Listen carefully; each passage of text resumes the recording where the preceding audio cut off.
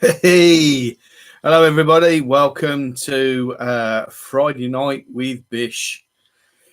Aren't you lucky? Aren't you lucky people? Anyway, we're gonna have another go down in the tackle den. Hoping it's not as glitchy. I've run an Earthnet cable from the house down to the garage. The tackle den, the studio, as we like to call it, down our way. So, Seamus, lovely to see you, mate. Saw some of your pictures today of those lizards. Is that all you do on holiday? Your poor family are trying to get around the pool, trying to get on the beach, and you're scrambling over rocks trying to catch lizards. Poor Athena. I don't know. Now, I hope you're having a great time, mate. You'll soon be back, though. Doesn't it go quick? It goes so quick when you're on holiday. I hate it, I do.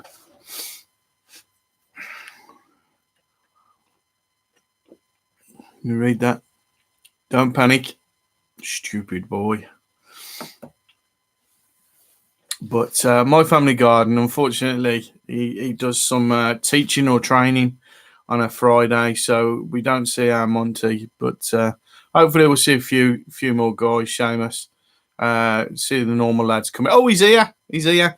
I do apologise, Monty. I've seen your messages, and I'm trying to work out when I can go or if I can go, and then I'll let you know.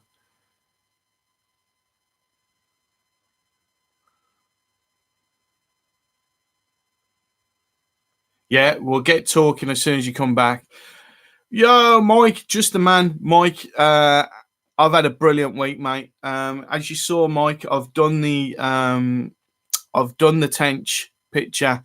What you need to do, my friend, is if you go onto my main page on YouTube and you look at in the about part, you'll see my email address. If you email me your address, I'll send that picture to you, my friend. It was a pleasure doing it for you. Thanks very much for coming into the live stream. Monty, I know you're running late. Thank you very, very much. Mate, it sounds brilliant. I'd love to come. I'd love to come. But I need to work it out with Mrs. Bishop to see if I'm allowed out to play. So we'll see. But thanks very much, mate. You have a good night. You go and train and teach. Yeah, you know what they say, people who teach can't do it, so they teach. No, I don't know what it means. Don't know what it means. Yeah, Mike, have a quick look. I think it's on the about page of the channel, and there's like a business inquiries thing. So yeah, Monty, it just sounds like a lot of fun. Imagine us all in a great big circle filming each other. It was hard enough when it was the two of us. But yeah, great stuff. Yeah, Seamus, we will get talking about it, mate. We'll certainly sort it out. Lib's a teacher, so she breaks up. As soon as she breaks up, I'm like sort of totally free on Thursday, Fridays, Wednesday, Thursdays, and Fridays. So we'll certainly sort it out. Mike, hope you're well. Have you been out this week? You been fishing this week, Mike? Excuse me, I'm gonna drink while we do it.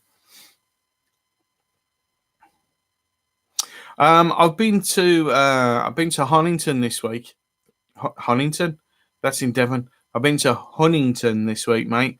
Video. I've done the video and I've edited it, and it's coming out Sunday. It's a little challenge video. Have you all heard of? Have you heard of Home Bargains, the store? Well, they do a fishing rod and reel for £7.99. So I think it was you, Mike, that said last week, you don't see me fish with a rod and reel. Well, I'm fishing with a rod and reel now. So yeah, £7.99 for a rod and reel and 99 pence for 15 floats, I think it was. So I've done that video. That's coming up. I'd be surprised what I actually caught. But it's like I think it's nice to have a good rod and a good reel, but I think it's all about the terminal tackle. I think it's all about the hook and the line. So not going Sunday. Not sure. Oh, you're going.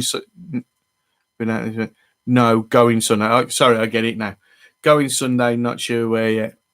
Yeah, I went to Huntington this week. Fished a part of the lake, the second lake, the big lake, and fished part. I've never fished before, to be honest, and just had a go with this little 5 foot rod. It is 5 foot 5.5 foot rod or something. The reel was amazing, to be honest. As soon as I took the bail arm off, the line just went and just came straight off the reel. I managed to sort of stretch the line and smooth the line out, so I didn't get many tangles.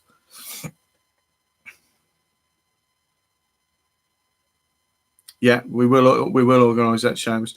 Mike, I did okay. All I'm going to say is watch the video. Watch the video. Needless to say, I did catch. Seamus, the rod wasn't bad, mate. It's like a little flick rod. Do you know what I mean? So there was a good action in the rod. It's the reel. The reel was just, it was shite. It was shocking. Sorry, I didn't mean to spare it, but it was absolutely shocking. I was in tangles and from the outset, and it's one of them where when you have a cheap rod and the eyes aren't that good, at the end of the rod, they always seem to come back and over. But I mean, the line on it was like a rope. I could have pulled a barge with it, to be honest. Yeah, probably would be, mate. Especially if you're trying to get underneath branches and things like that. Yeah, and it's got it had a very short butt as well, and one of those where the handle actually screws to hold on to the I've got a nice Shimano reel that I'll probably use with that, to be honest. Mike, Bell's Mill, mate. If you can get there, go.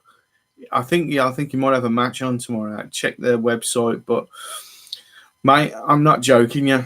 What you saw on that video, I mean, it's a bit of fun video because we went with the family and stuff like that. But if you look at that video, I caught over 60 fish. I caught over 60 fish on that day, and I was messing about most of the day. Yo, Dojo, how you doing, my friend? Nice of you to come in. How you doing? We're just talking about I did this challenge this week, and that's £7.99 for a small rod and reel. The video is going up. I think I'm going to put it up Sunday because I'm trying to do 3 videos or more a week. So I've got to sort of space them out because I've put quite a bit up this week. But yeah, I had a great time, and Bell's Mill is just the most amazing place. What I haven't put in that video as well is John's closed the big lake because the big carp are spawning, but he was practicing because he feeds them as well, because they're such big fish. You've got to feed them, and he was practicing spodding using his spod rod. Mate, I've never seen anybody cast that far before in my life. I've seen some good casting guys off piers and off beaches, but this was amazing. It was stunning. What I might do, I've got some footage of one cast that he did, and I might slip that into the next Bell's Mill video that I put up. But yeah, it was absolutely brilliant at Bell's Mill.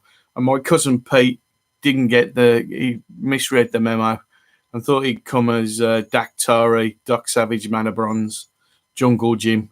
He was in a safari outfit. God bless him. He's a nice guy though, Pete. I really like him.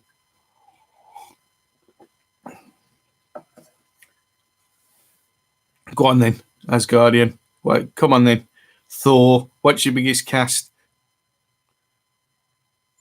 I'd say, mate, at a rough estimate, this was probably about 300 yards.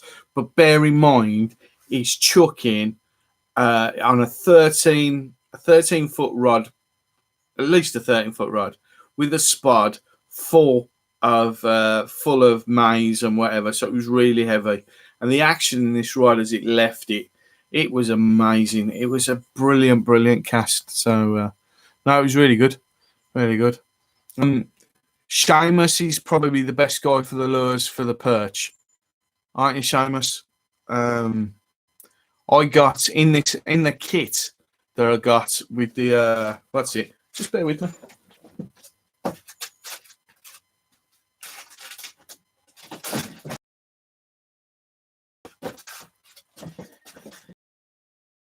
At from Home Bargains, there was loads of these soft jellies in there. And there's some that are like little crayfish, so a little jelly like crayfish. Seamus is probably the best guy to recommend. No, those are what's it? There's some of these as well with curly whirly tails.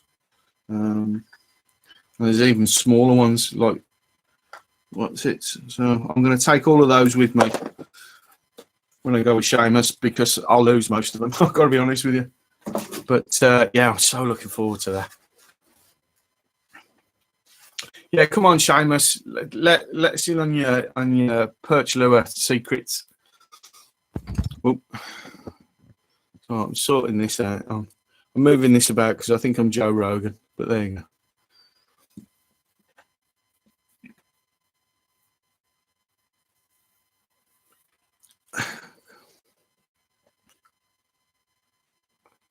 Oh, 6 foot spinning rod.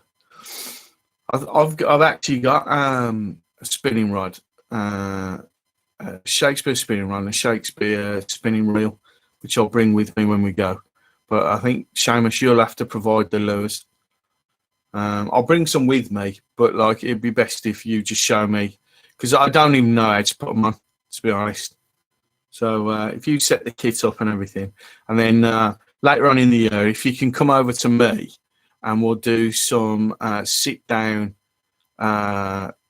commercial fishing at a commercial lake, totally different type of fishing. I'm really looking forward to I call it wild fishing, but it's not wild fishing, but you know what I mean, in a proper river and fishing properly and stuff like that.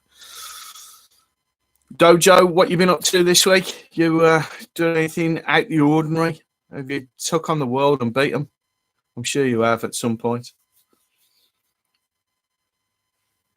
I've took a few days off social media this week. For about a week, I think, really. I've not been on Facebook much. I've not been on Instagram.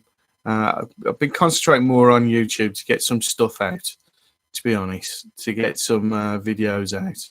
And I'm working on the how-to videos as well, which I'm quite pleased about how they're coming along. But yeah, I'm having a high old time, mate. Oh, looks like now we're back again. I was going to say, looks like we might have a bit of a wheel of death, ring of death, but no, we're back. So,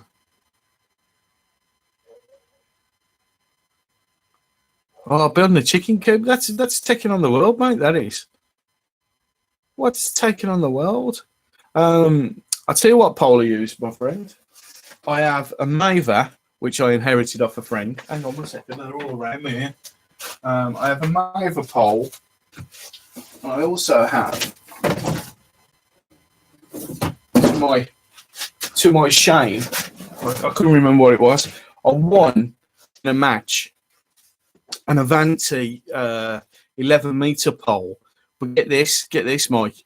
It came with 10 top kits. Now the pole itself is okay, perfectly serviceable because, as I said earlier, my view is how you present and what your terminal tackle's like, what your watercraft's like, and stuff like that. So it depends how you're presenting your line into the water. So having a nice light pole or a stiff pole is pretty good, if you pardon the expression. But my view on it is how you present it. So really, the 10 top kits, they actually fit my Maver pole as well. The Maver pole is a lot lighter, and that's 13 meters. But I don't use that very often. what I tend to use a lot of, Mike, is I've got a which I'm using a lot at the minute, because this is the one that I'm using for the how-to videos and the beginner's pole guide, which is coming out, beginner's pole fishing guide, which is coming out. So I want to use the same pole every single time, and it's a midi white knuckle 8-meter pole. So it's a margin pole, and it is so strong. So I was thinking to myself, how do I do these videos about pole fishing and showing people how to pole fish, or beginners how to pole fish? Because I can't show people who are pole fishermen how to pole fish, because that'd be ridiculous. But if you're coming into the sport, you need something that's strong, durable, and easy to use. So that's what I thought. So that's what I'm using a lot of, and that's what I used at Bell's Mill on when was it? It was last week sometime, last Wednesday, Thursday, wherever day it was. Not last week, not this week, just gone, the week before. So yeah. What pole do I use? With pictures of lures I use. What's that? What's those going to say?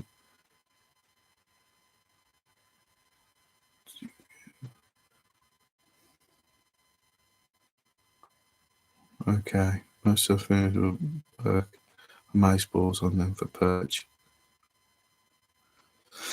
Dojo a lot, man. It's a real choice. I think I think if people fall into two different camps, you either, unless you're a matchman and you're doing it as a job and you're doing it to make money and make money.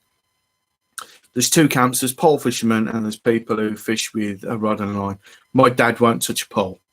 Doesn't matter how many times I say to Spartacus, have a go, he just won't do it. He just won't do it. He sticks to his float that sticks out of the water by about a foot nearly. But you'll see on this last video, which is coming out on Sunday, Dad still beat me. He got the biggest fish of the day. When Joe was fishing with a £7.99 float rod. But yeah, it's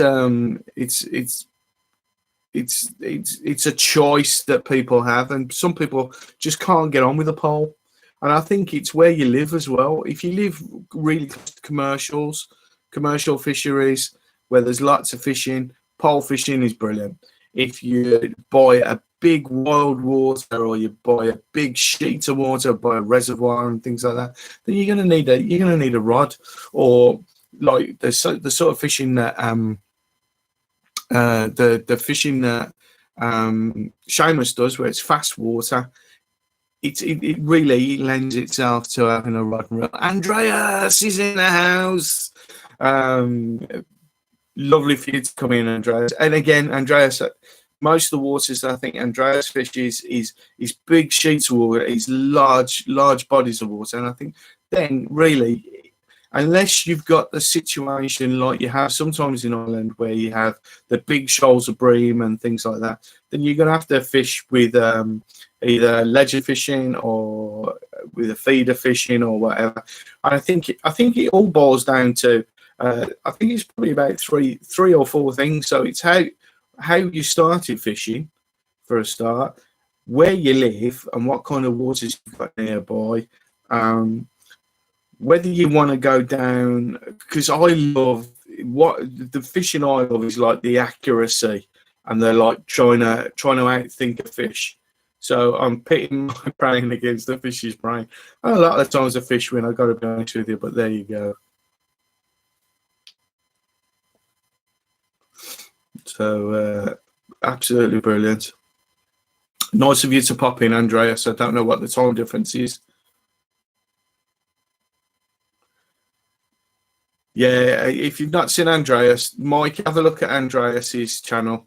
It's absolutely great. The underwater stuff's brilliant. It's a real eye opener. He's inspired me actually. I've now got an underwater camera, which I'm going to do a review on. Probably next week I'll do the video, but editing wise, I'm way behind on so many videos now. So if it's a quick one, I'll get it out. If not, I won't. But no, check out Andreas's underwater shots. Brilliant. I can't wait to try and do some of them. I'm out tomorrow morning. First thing, I'm out at about 6, 7 o'clock with my drone to take some practice shots and have a practice flying in it about. A friend of mine said I could do it on their field, so I'm quite safe. I'm not going to kill anything, I hope, or myself. But yeah, I've spent the day today just familiarising myself with the stuff. You know, when you buy things on eBay and you think, oh, it's brilliant, it's brilliant, brilliant. You get it, and then bits of it don't work. So I've had to rewire a few things today, and they've worked. So I've managed to get them sorted. Brilliant. I'll catch up, Andreas, on the. Is anyone else getting this thing? Because a lot of my channel stuff that I'm actually subscribed to, I'm not getting. I've obviously put the bell indicator on, but I'm not getting, like, if Andreas has put one up, I haven't had today. I haven't had any notifications. I'm not getting any notifications.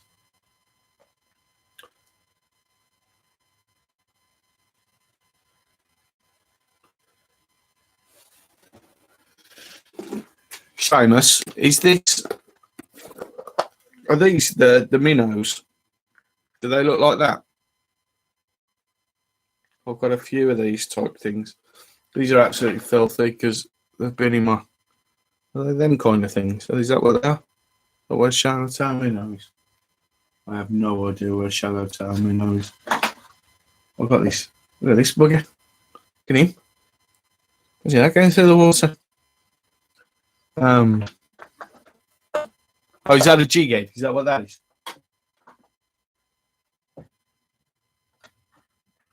Yeah, I've got the hooks with the head things on. Oh, they go like this, don't they? Ow!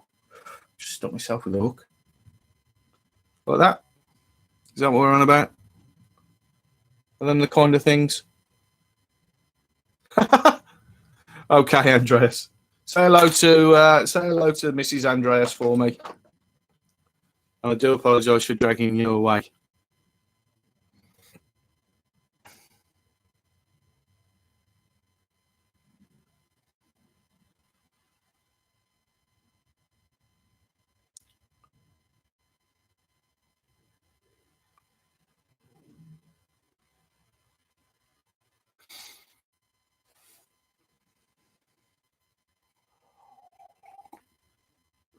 Happy Fishing UK's in the house. Thanks for dropping in. Oh, we're getting a team now. Bish's team. It's a weighted hook, like the 2 gram ones are great. And yes, Bish, they are like the minnows, only you want a tad smaller. As I say, Seamus, what I'm going to do, I'll bring all of these, and what we don't use on the day, you're quite welcome to, because I'll never use them. Look at him. Ooh, that is the size of some of the fish I've been catching recently, to be honest. Oh, Joe, I've not been targeting the big fish. Happy Fishing UK, how you doing? What you been up to this week? Anything good?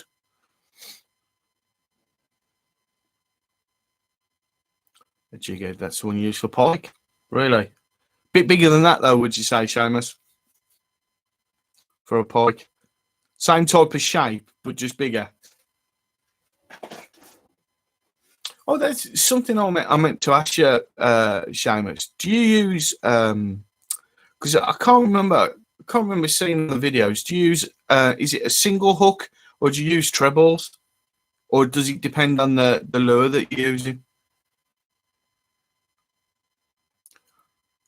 I'm absolutely fine, thank you. Happy Fishing UK. I just going over old ground very, very quickly. Did a challenge video this week. It's going up on Sunday. £7.99 rod and reel from a place called Home Bargains. I actually caught a chub as well on it with it. It was 5 foot long. Not the chub. The rod's only 5 foot long, and the reel was atrocious. As soon as I put the bail arm off, all the line, we've all had this happen. The line just went. It was like a slinky on the what's it? Well, fair enough, mate. If you catch his stuff, brilliant. But yeah, the line came off, and I opened it in the garden. Actually, there's a little bit where I open up the what's in the garden because I wanted to make sure that it would actually work. But I did take a rod and reel with me, but I didn't use it. Didn't use it. And there was 15 floats, 15 floats in a packet for £1. So you can just imagine. Just imagine.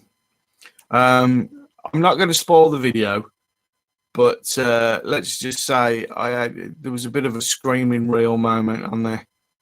So, but it's like I was saying to Seamus earlier, the rods aren't too bad, to be fair. There's a good action in the rod, but the reels are just atrocious. They're not, they shouldn't be called reels, to be honest.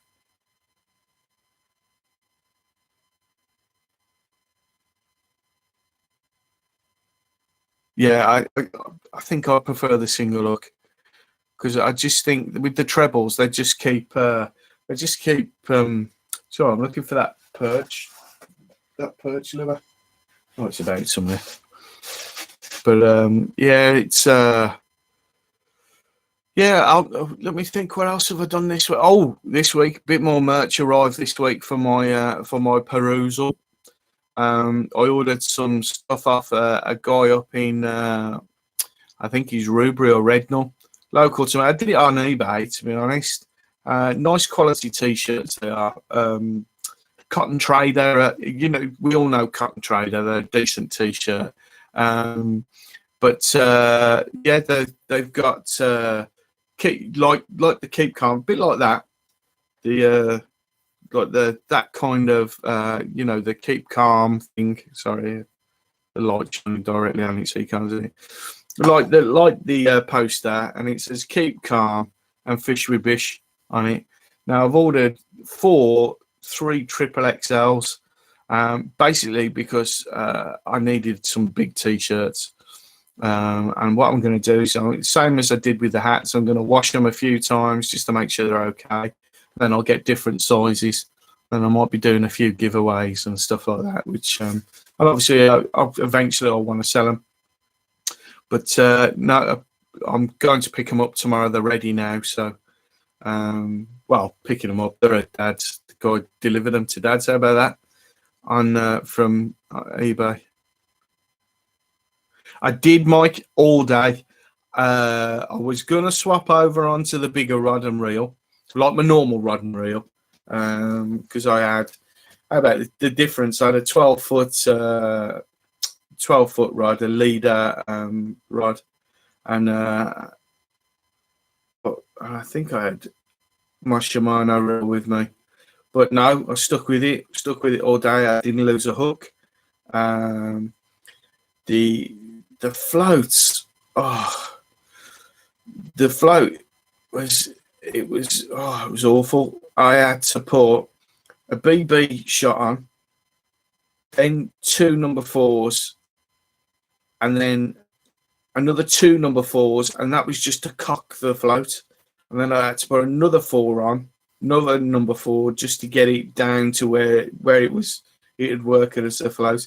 Now, when you're used to using floats that I use, I've got some here.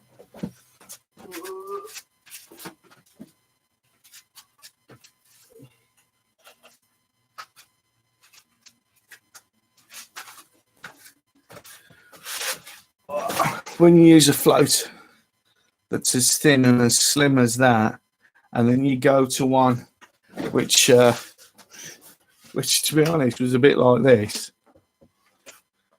Do you know what I mean? That's a leg off a what's it? It's a tripod. But yeah, it was horrible.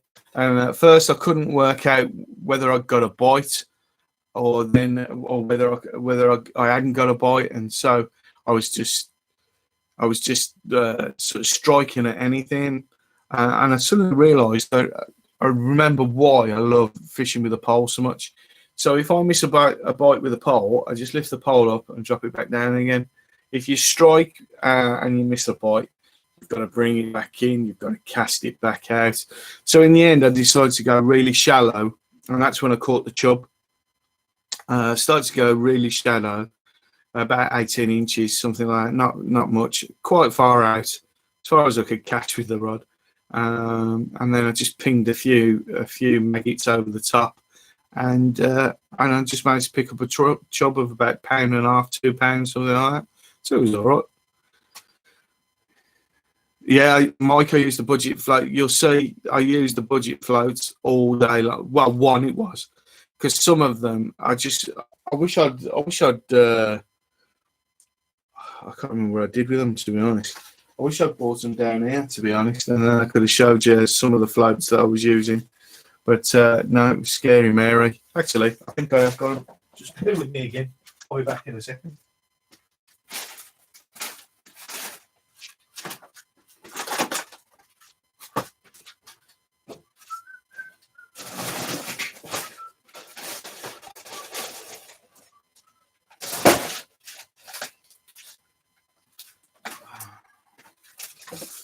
Yes, I found them. Right, we've got here. This is what came in the. This is what came in the kit with the. I'm just trying to see so you can see, which came in the kit with the rod. So you know, I mean, it was all right. Got these little soft stuff. Got a little bit of spinner there. Got a few hooks. They're all barbed hooks, so I can use them. A couple of bubble floats. I'll be taking that on holiday with me when I go. So I'll be doing. I don't do proper sea fishing. What I do is I tend to find a really deep rock pool and try and get out the blemmies and stuff like that. And that handy little box. Sorry, that handy little box came. But these are the floats. Look at these, Mike. Right. Let me just get these out while let me just see what Seamus is saying.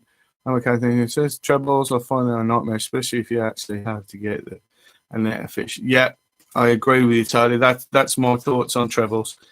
Did you use the budget floats? I did. I'll show you in a second. Happy Fishing UK. Totally agree, Seamus. As Guardian Adventures is not great at the moment. I need smaller hooks, mate. It was always an issue. Always an issue when you're abroad. Smaller hooks. They always have like shark hooks almost. Oh, I'll tell you what I like about the bigger chub. They get them darker backs on them. The ones in commercials tend to be still remain silver. They don't tend to get the camouflage back on them. Right, I'm nearly there now. I don't know why you proper hooks. If you can reshape them. Right. These are the floats, guys. These are the floats. Right. This is the float that I used. It was one of these that I used. Sorry, it's pretty bright yellow and it's plastic. I had to use rubbers on, so I used it like a stick float. My other option was one of these. So you can see how big that is compared to what I normally use. Which other ones? There was some of these ones. I did ponder on taking. You see the bubble on the top? I pondered on taking that bubble off the top of it, but then that would have been cheating, really. And also, I mean, they're really for holding heavy baits up. To be honest, like a full worm or something like that. So, but yeah, this is the one that I used all day, and to be honest, in the grand scheme of things, it's only like a what's it? But yeah, I'm not going to use these. But if you can see, it's completely plastic bubble. So the weight needed to actually bring that down, as opposed to that, which has got a carbon fiber stem. It's got a hollow point, but this is balsa. So you can see the difference in those there. So no, that was difficult to register. We got it down to about there.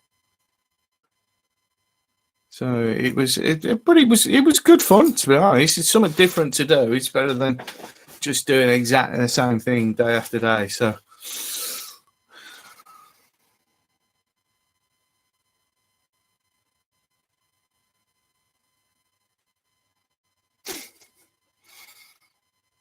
Yeah, I love Blemmies, and um, we uh, we went to a place on holiday. Was it last year, year before, in Cornwall, and there was some massive rock pools, and there was loads of little mullets in the pool still, um, and like it was good 3 4 foot deep, and you could see it.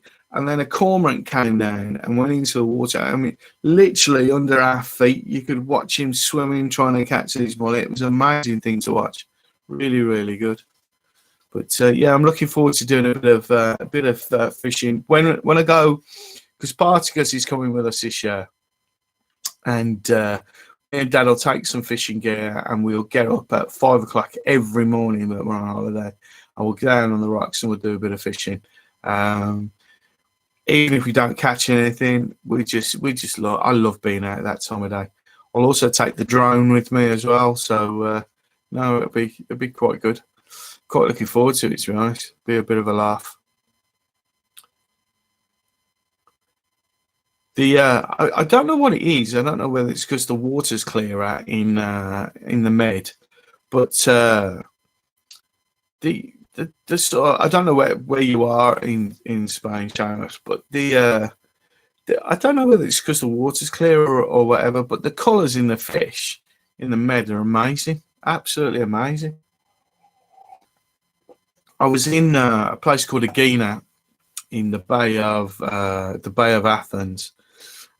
Name dropping, but no, I was there, and I was doing a lot of snorkeling at the time, and we went out sort of lateish.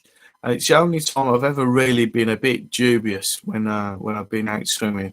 It was getting sort of twilighty time, and I did have a spear gun with me, and I speared a cuttlefish. And as I picked it up out the water, and I was showing, like, I was with one of my other cousins actually, as I was showing him, as I got this cuttlefish on the end of the thing, he squirted me over in ink.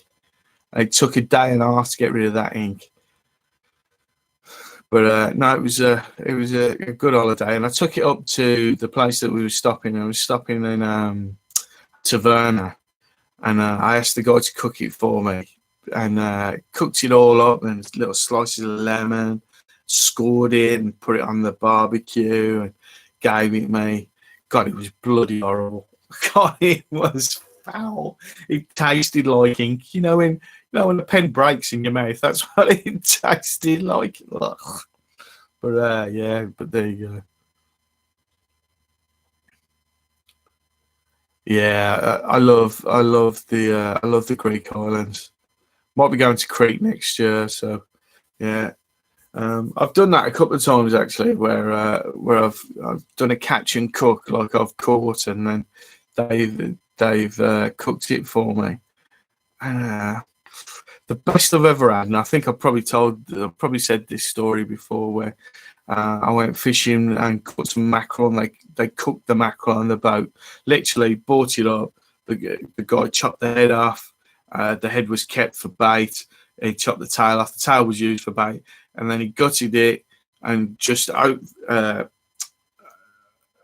want to call it butterflied it. I don't know if that's the right term, but they just opened it, the flaps of the body up, slapped it down on the barbecue, bit of lemon on the top.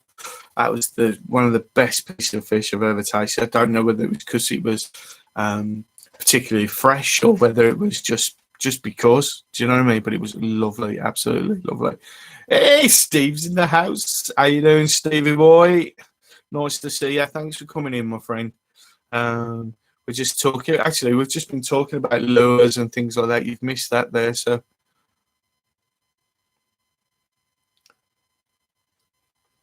you can swim faster than Seamus. But yeah, nice of you to come in, Steve. Nice to see you, buddy. You need to do one of these, mate. You need to do a live stream. With I bet there's loads of people who love to ask you loads and loads of questions. But yeah, I was talking about you last week, mate. I was talking about that really clear stretch of water by the Black Country Museum, and we were talking about how it would be really interesting to do a fishing. Yeah, but I'm not far from you, mate. But we were talking about, wouldn't it be brilliant if we could do an old style Peaky Blinders fishing competition at the Black Country Museum? I don't know who I'd need to talk to about that. That'd be absolutely amazing, wouldn't it, for charity? And use old.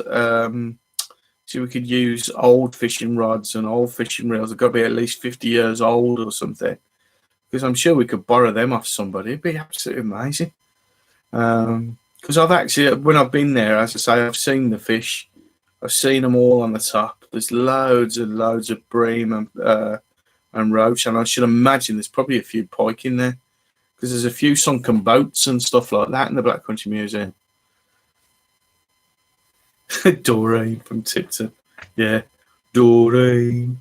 Doreen. I can't believe it. I found a whale in the cut. Got no spokes in it. Sorry, mate. That's an appalling accent, that is.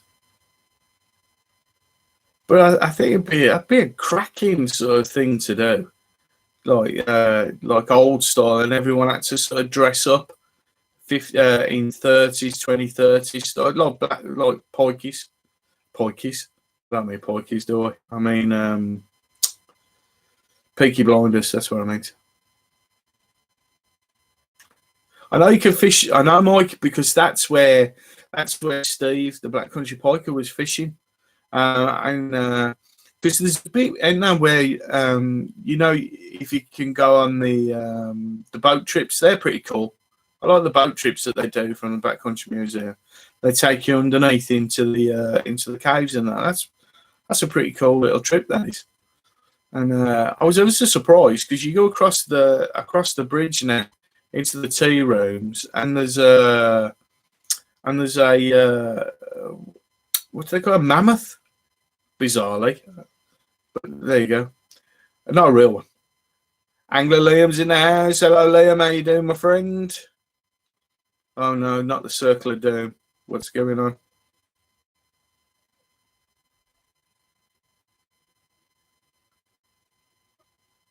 Oh, I see, Mike. I mean, Steve, I see. Interesting.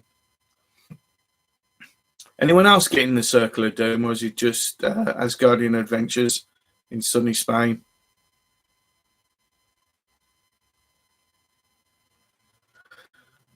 I'm fine. I'm fine, Liam. I hope you're well. Oh, good. Good. Seamus, it's you. You're in a third world country. Andreas is back. Andreas has got the painting. Don't know if you saw the bream I did for Andreas. I'm chuffed about that. Absolutely brilliant, lovely. I'm pleased. I'm pleased that you're pleased with it. I've done a tench this week, and as soon as Mike Tyson sends me his boxing gloves. No, sorry. As soon as Mike sends me his address, I'll get that sent off to him.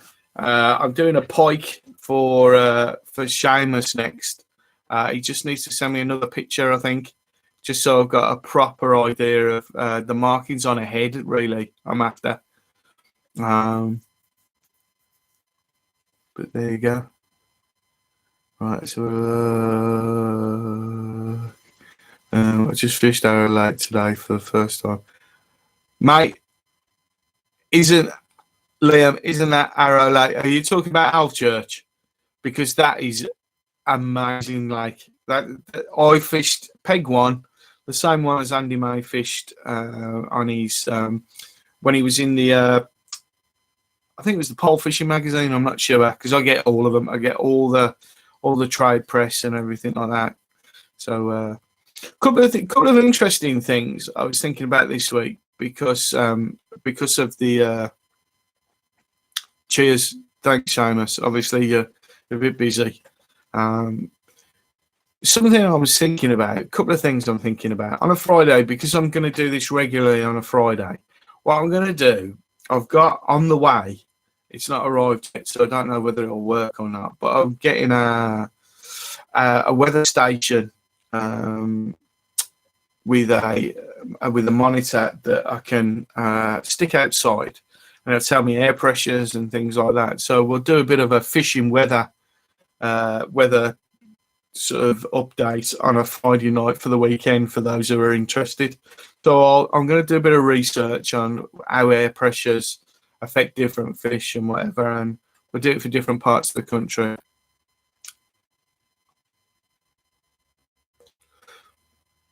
Mate, Liam, it's exactly the same as me, mate. Exactly the same as me. To the far side, about half a rod length off with corn, had them on the drop just as it settled. Mate, it almost exactly the same as me. I had. Did you get any barbel? The only thing I didn't have, mate, which the guy told me was in there, was a blue orf. So, which is a type of hide, I think. So, yeah, I'm thinking. What I'm going to do is keep breaking off when I'm reading the stuff on there, but I'll try and keep my train of thought as I'm going along. Yeah, so I've got this weather station. It's only cheap, but it's a digital weather station. I'll show you when it arrives, and I'm going to do some stuff this week. I'm going to have a look this week, and I'll probably do a fishing weather as not as the weatherman off Fish with Bish News, because that'd be scary. He's a law unto himself. Him.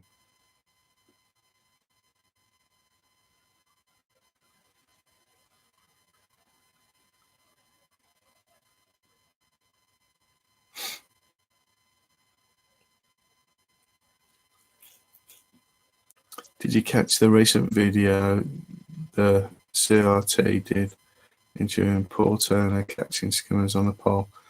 Who's CRT? Because there's not many fishing videos that get past me, to be honest. I'll tell you what's pretty good at the minute. There's a new podcast that's also on YouTube called Match Fishing Ways or something like that. Canal Rivers Trust. I haven't seen that one, no, but I will do. I'll look at that. Paul Turner's a good fisherman. Really good fisherman. Barbel fishing go, mate. No. A load of void, small carp, roach brain, and £9 on the bum. Oh, what type of pellet was you fishing there? I'm into these. I can't come off these green swim stim pellets at the minute, the ones with the betaine in. And they're just, I don't know, they're just amazing. Actually, I've got my fishing bag here, which I emptied out. I'll tell you what, it was quite nice.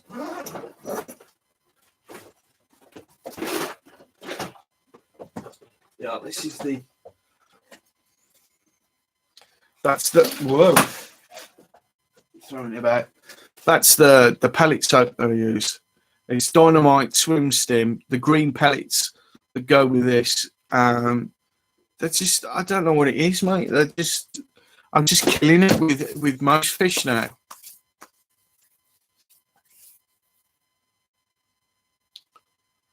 Liam, if you're gonna buy it from Amazon, have a look at. I think they're about £40 on Amazon. I don't know. You can probably get it cheaper somewhere else, to be honest. But they're the most amazing pole. It's what I'm using an awful lot at the minute, because it's the one that I'm doing the how-tos and the tutorials with. So no, I'm finding it absolutely brilliant. I think you get 3 top kits or 2 top kits with it, but amazing pole, and it's a good quality pole as well. Mr. Turnbull. Yeah, the news and weather in the week.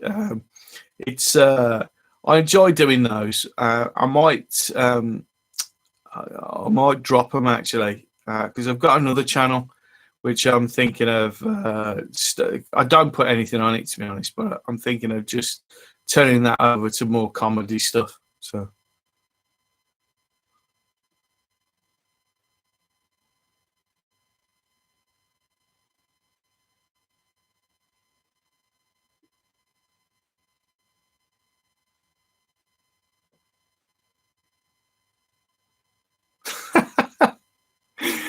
Oh dear. I'm not surprised at your friend Steve, to be honest.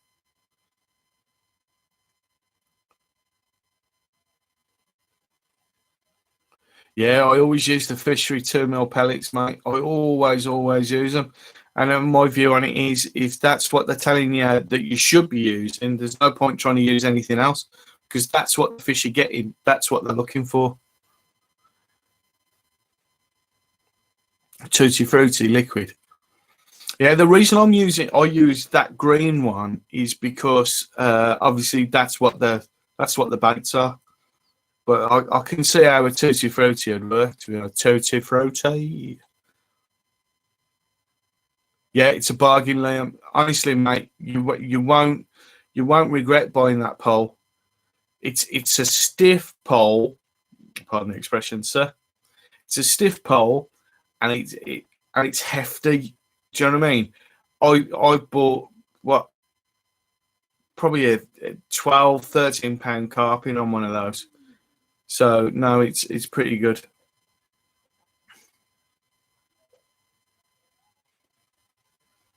Trotting in his waders, you sexy beast.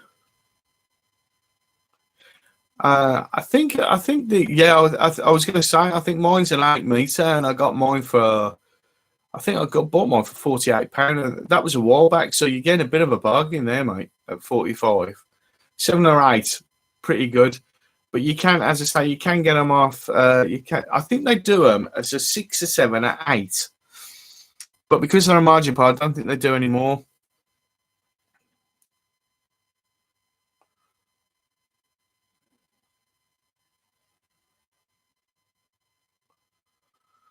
Oh my God, Steve, what a time you've been having, mate.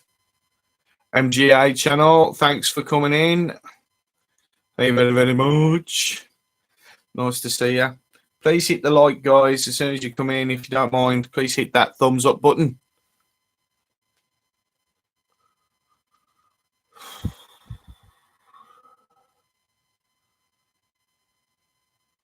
Yeah, thanks everybody for coming in and spending a couple of hours on a Friday just having a chat, having a chinwag, bit of fishing gossip.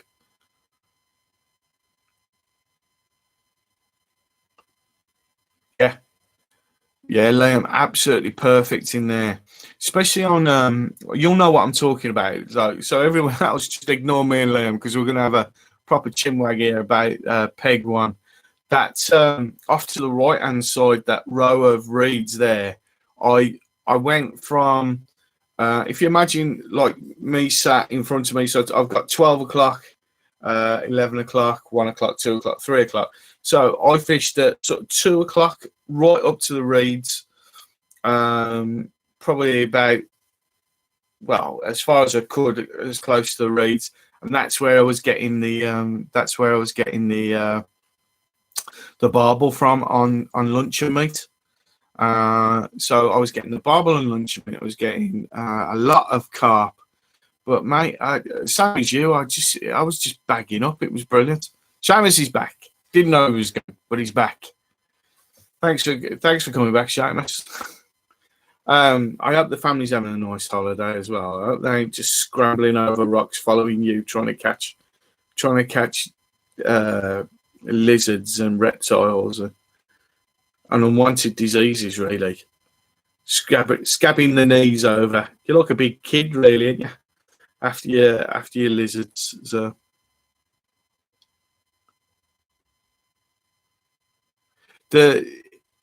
what it is, Steve, if you're not used to, I mean, it's a big fish, really, for your first fish on a pole. It's working that elastic. That's what it is. It's knowing when to hold the elastic high and when to drop it into the water. I think I say quite often, if a fish is quite big and angry, if you drop the Mike Greenhouse, how you doing, Mike? Thanks for coming in, mate. If guys, Mike's a young gardener. He's a smashing young fella. Got a great channel. Good friends with Monty. Goes in Monty's live streams, and he's a great guy. Just check out his channel. It's worth having a look there. I think I saw you've uploaded one this evening. I haven't had a chance to look at it yet because obviously I was preparing for this and stuff. But yes, Steve, when you're trying to land a fish for the first time on a pole, it's a bit difficult. Also, if you've not got a puller bung on the side or on the end, then it's, you know. No, mate, Liam, I went on it sort of after about an hour. I could see the reeds all moving. I thought, I'm over there. I'm going there. Mike, I'm only saying what. Sorry, Mike's greenhouse. I'm only saying what's right, mate. Really nice guy. Needs a bit of support. Let's look after him. Let's look after each other. Yeah, you've. This is I'm me, Liam. I think Mike Tyson said the same. We all love that mixed bag of fish. Yeah, so you've got to be able to. No, Liam, it doesn't come with a puller kit, but it's quite easy to put one in. It's not a. I mean, I don't know if you know, but on a lot of my top kits, I've got side pullers, but on the white knuckle, I've got a bottom puller, so it's a bottom bung. All it is a tube. The elastic goes up, so you got a bung on. So it goes up the tube. You got a bung on the end, and it is literally a tube, and the elastic comes through, and you just have a stopper on the bottom, and you can pull it out the bottom, and that's how I use that one. Steve, thank you. He's a smashing guy, honestly.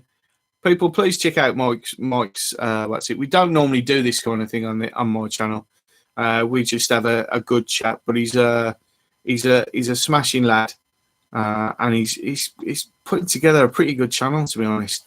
For someone who's so young, he looks like a young Bish. To be honest, he's probably better looking than I was back in the day. But you know how you all think you were good looking lads. Yeah, Leon, I get bored of the carp. This is why I don't know if Liam. I don't know. Again, I don't do this on the channel. I try not to do this. But if there's something that's happened on one of my videos, then Liam, have a look at Bell's Mill, which was last week's video. There's a lot of fun on that one. It was a family. It was a family thing that I did. There was me and my brother. It was Fishes with the Bishes last week and the Righties.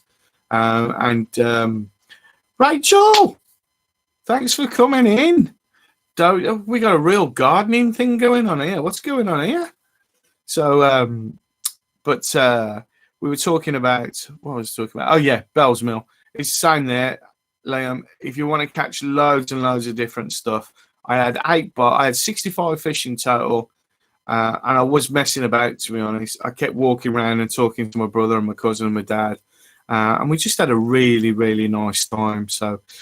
Yes, thank you very much for coming in, Rachel. It's lovely to see you. We've got, as I say, we've got a real gardening fraternity here.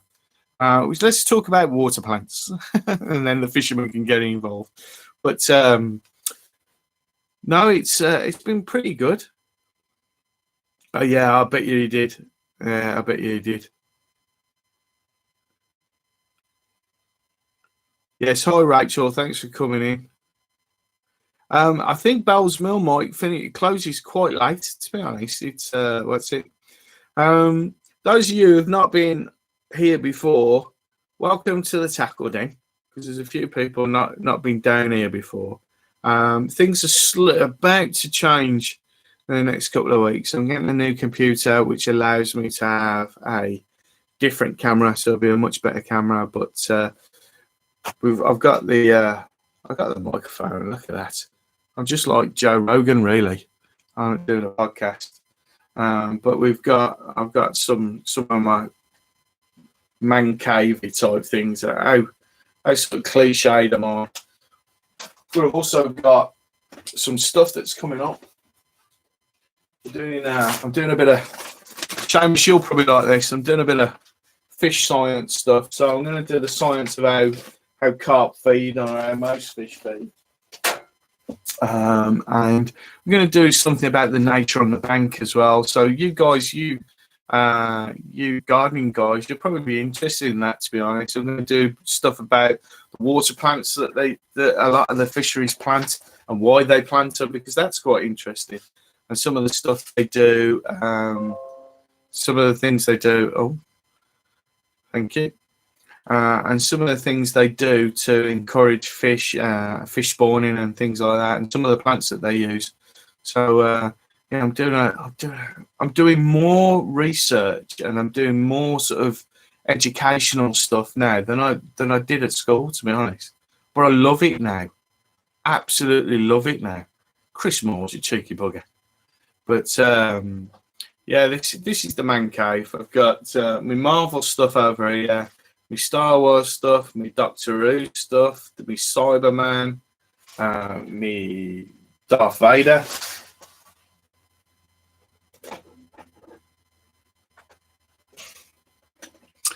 I bought this from a charity shop. I bought it for £1.50 as a mask. And I said, "Well, you sure you only want £1.50 for it?" And they says, "Yeah, because it don't work, it's broken." So I took the batteries out and I put new batteries in.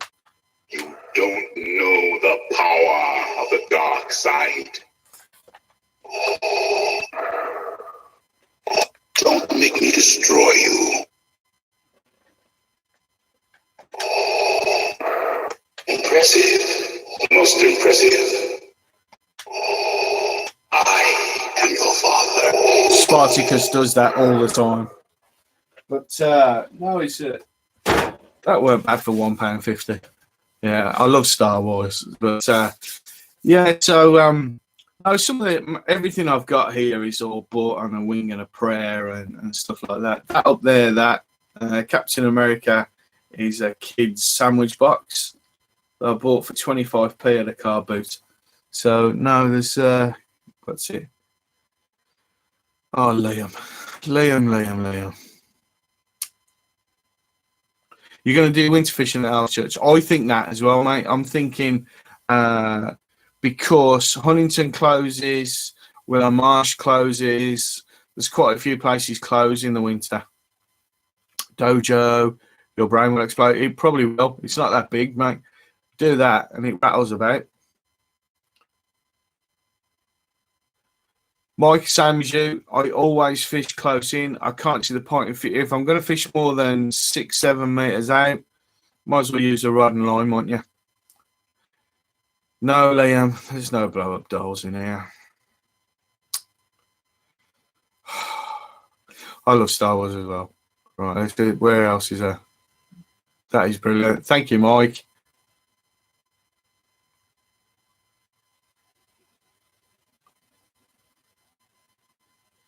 Wow, that's interesting. You gardeners might be interested in that. Steve's just put, I'm sure you've read it anyway, but Steve's just put the Black Country Podcast, something different for me this year. I'll be hopefully be helping a group called Salmon in the Stour. It's all about rejuvenating the stour through foreign plant removal and improving fish grounds. That's brilliant. Anything that, I wish I could, I wish I had more time on my hands. I just feel like time just slips through my fingers. I don't know about anyone else, especially you guys who actually make videos and stuff like that. I'd love to come with you, Steve, to be honest. I'd love to do that.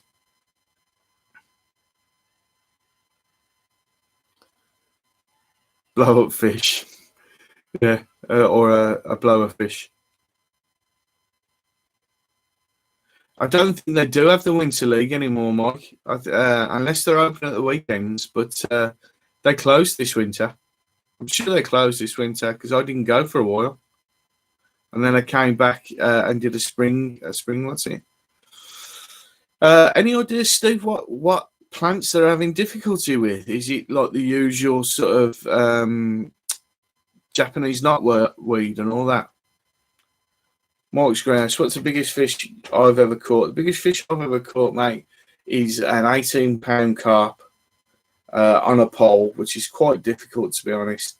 It's not in carping terms, it's not a massive fish, or in piking terms, it's not a massive fish. But yeah, 18-pound on the pole was pretty difficult because I'm trying to bring it on I don't know if you fish at all, Mike, but trying to bring it in on a pole because it's a line attached to a piece of elastic, and what you're trying to do is you're trying to use the elastic as what's the word I'm looking for? As a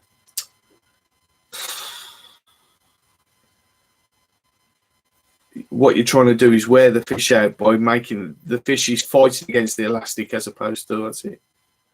Yeah, but if you fish with a pole, mate, you'll understand what I'm on about. Is you can get them so close, but at £18 they just go round and round the circle. What you have to try and do is time it and put your net in so it swims into the net.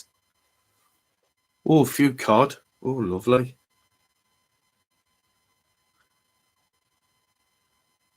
Yeah, what's it called? It's not knotweed.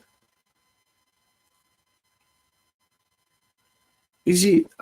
Is it not that zebra? Any of you gardeners help us out here? Talking about an invasive species that goes along the side of rivers. It's not zebra grass, is it? That kind of thing. I'm sure it's something that's come out of someone's garden or someone's pool.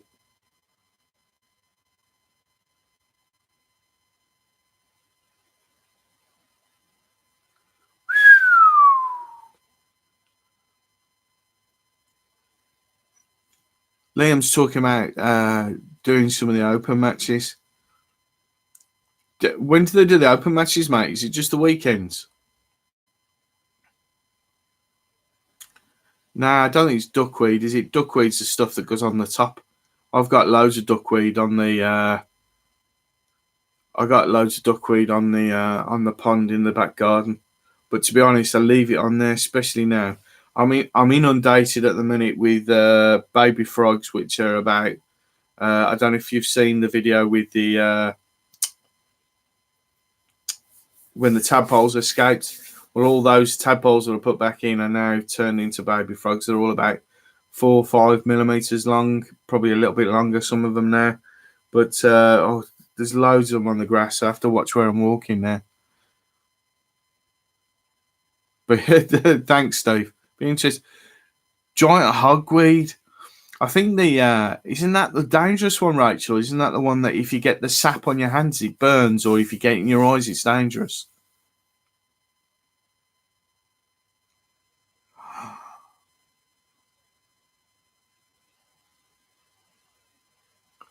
I've heard, Mike, that the grass carp. My sister's bought some little grass carp. Bought some little grass carp on my advice because she got loads of what Mike just said about actually the duckweed on the top of her koi pond, and now she bought 2 and they were like fingerlings, so they're about that long, but now they're about £3-4 each, and she said she can only keep them for another couple of years and then they're going to be too big, but they're hard to catch. I've heard grass carp, they're pretty wary. I thought so, Rachel. I thought so. Yeah, I kept a few of the tadpoles that I caught. Kept them in a fish tank until they started getting the back legs, and then let them back into the pond.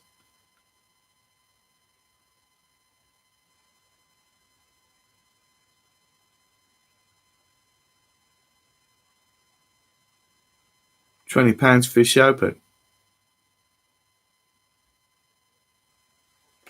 On a single maggot. Good God. Mate, sometimes it's quite what I think it's if you just land that bait just on a fish's nose when it's either angry or it's hungry or whatever, they'll have a go at most things, to be honest.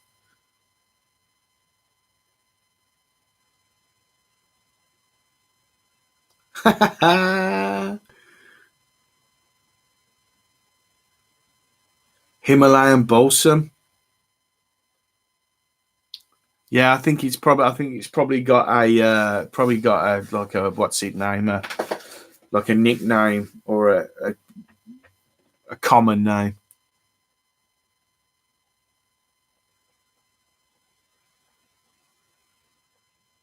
Mike, go a lot higher.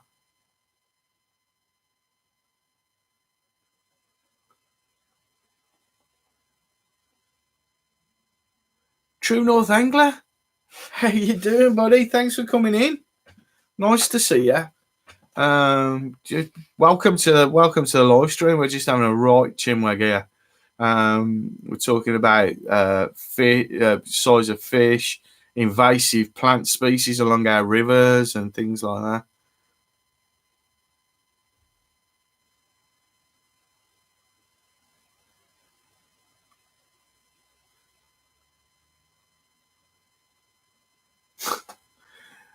Mike, you've got to go a lot higher than 25, mate. You've got one more chance of getting an Asgardian Adventures t-shirt. Come on. Yeah, True North. Thanks very much for coming in. Just sit back, kick back, have a cup of coffee, and just listen to the inane chatter that's going on between us all.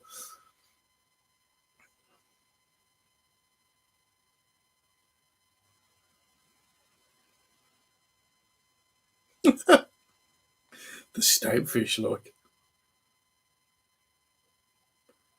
Yeah, so a few more things happened this week.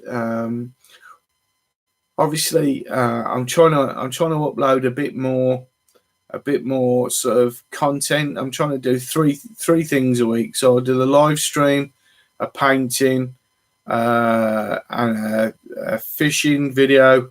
So I think really with my fishing channel, it's more. I can't really call my channel a fishing channel, although I do. Predominantly, it's about fishing and having a good time at fishing. But I think it's more a fishing entertainment channel. Is where it's the route I'm going down with obviously the news and stuff like that. Well, True North Angler, I really appreciate you coming in, mate. Just enjoy what you can and whatever.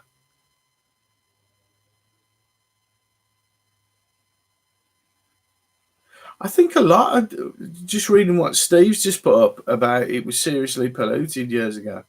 I think the in general, just to generalize a little bit, I think generally, the yes, jumping jack, isn't it? Sorry, I'm just jumping from one thing to another, but yeah, I think in general, I think most river systems are becoming less polluted as people are becoming more aware and more savvy about making sure that if they spot something, they actually tell people, and then something's done about it rather than just leaving it. Rachel's just come back. Thank you, Rachel. Has just come back and said the Himalayan balsam is jumping jack or policeman's helmet. Is that the one, Rachel, where when the seeds go, they're called jumping jacks because they pop out, the seeds pop out, and then obviously they can just move along a bank so quickly.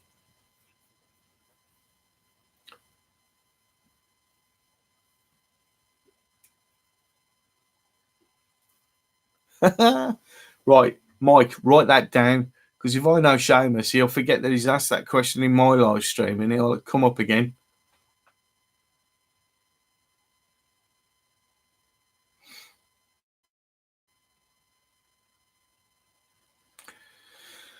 Yeah, True North Angler wishes he was fishing.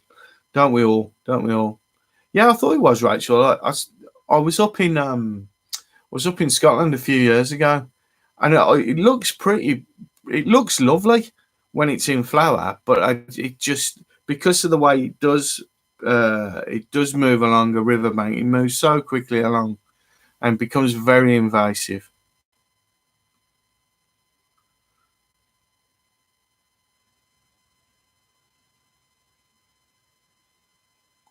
There's you talking about Steve, you're talking about removing the weir and to create better spawning beds. I was listening to a podcast from a guy on YouTube called Joe Rogan, and he was saying that there's a river in the States, and I wish I could remember, but they've got the salmon ladders to help the salmon get past like weirs and dams and things like that. But they've actually got like perspex or glass sides, so you can see the salmon coming up the and that'd be amazing to watch. That would.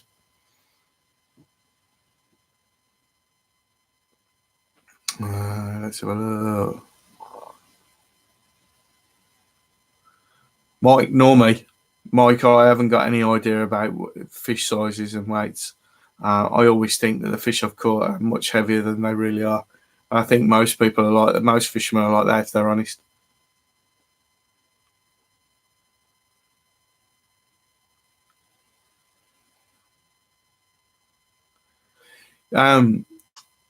Steve, BAA, don't you have to? I don't think you can buy a day ticket on the BAA now. Don't you have to be a member?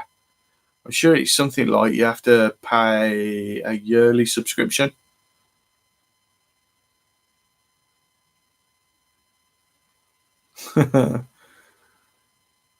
Mike, I think that was cruel by Seamus.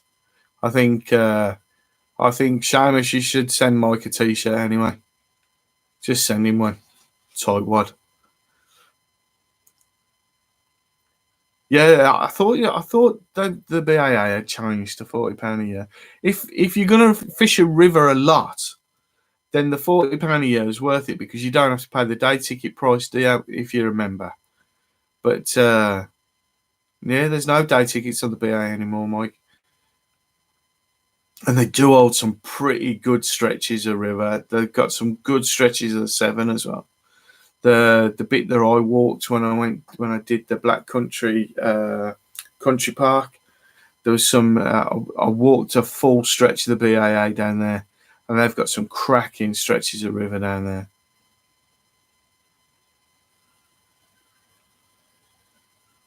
He used the hand grenade, Mike. I think it's good value for 40 quid if you fish the rivers. I don't fish the rivers, so for me, possibly once, twice that I go down onto a river, I'm better off. I'm better off just getting a day ticket from a section that, do you know what I mean, that you can just buy a day ticket for rather than go BAA waters.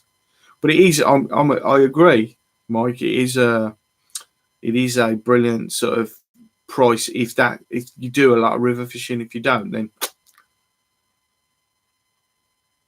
yeah, I don't know any BAA pools.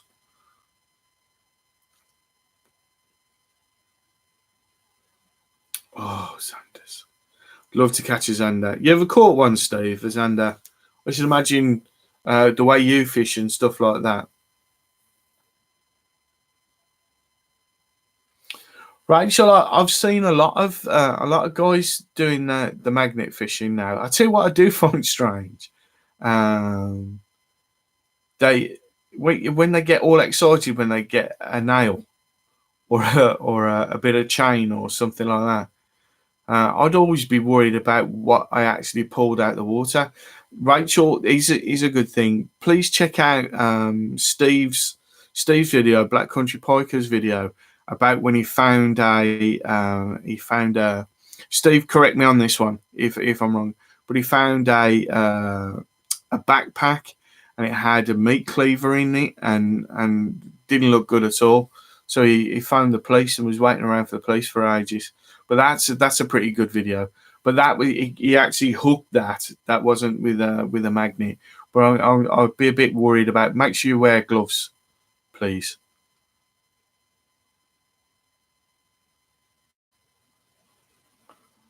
It is over 14 stone. Mike, there's I don't know if you're into fishing at all, but there's a cracking video. I think it's a video channel called Blackfish.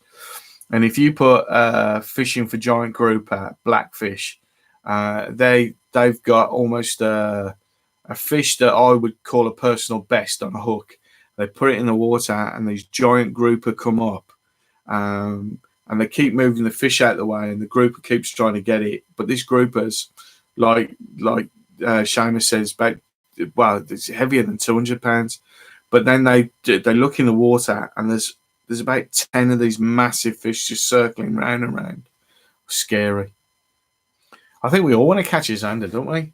I think they're the same as the walleye. I think we had this conversation last week, didn't we?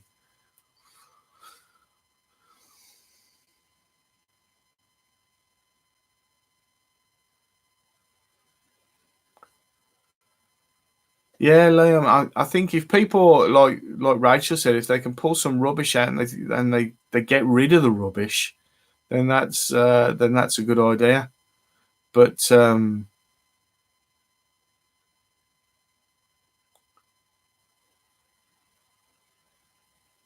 yeah, and people pulling guns and God knows what.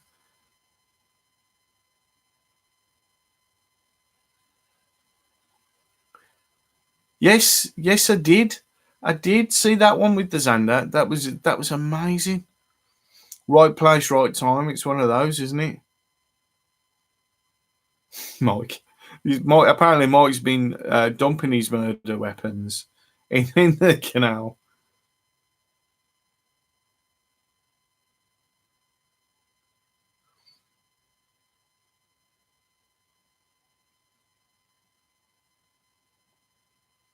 Noel Canal. Funny enough, mate, I was down by Noel about 2 weeks ago, walking along the canal down that way. We started off at no, no, it wasn't. No, it wasn't that far. Oh, by Hopwood, by that pub there. That's beautiful. We had a lunch there and then went for a walk.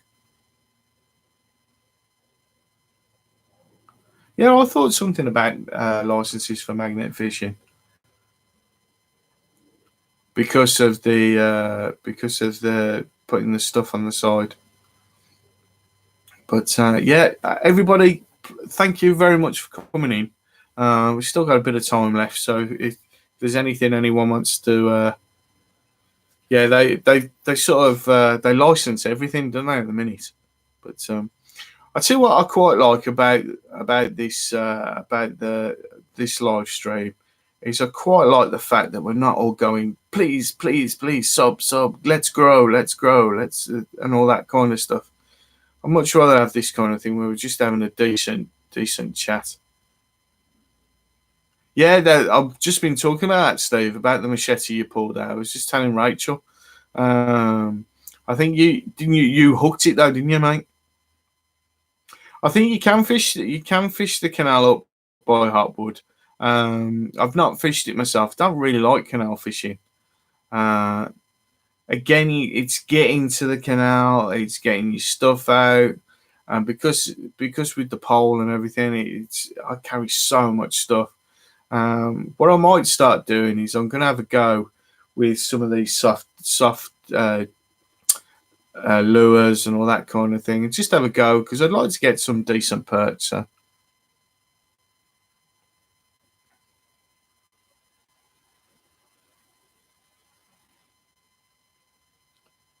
Yeah, I much prefer chat streams, Mike, rather than Let's Grow streams. I can't be doing with it. I mean, I do think that we should all check out each other's channels because I just think that's the right thing to do. So, because it's interesting, as I say, I love the fact that as a young man, you sort of got this interest and you don't care what other people say, and quite rightly so. Stick with it, mate, and you could make a really good living at this. You really could. Yeah, either whether you do it down YouTube, the YouTube route, or if you do it through the actual gardening route and make it your career. Are you thinking about trying to do it as a career, maybe college, that kind of thing? Because from the knowledge I heard you when you were talking to Monty, pretty good, mate. And I always say, if you can do something that you love, you'll never work a day in your life. So if I could do YouTube or I could do fishing as a full time thing, that's not work. It's not work at all. So where are we? Ba-ba-ba-ba. Yeah, the backpack running.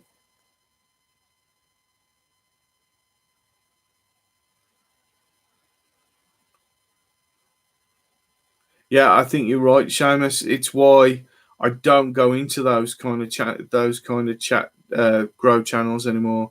I like to just come in, get some friends and interesting people who've got interesting things people to say, and that's the best thing. It really is the best thing.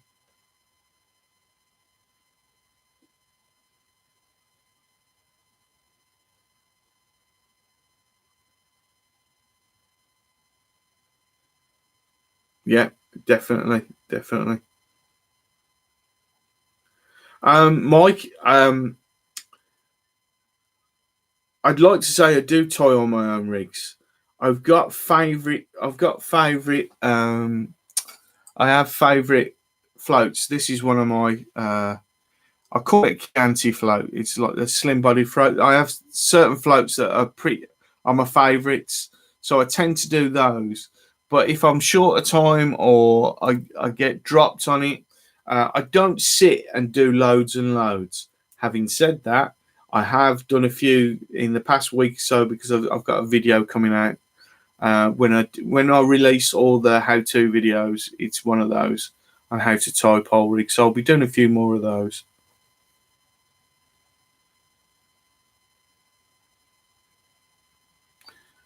Mike, I think the combination of doing the two will stand you in good stead.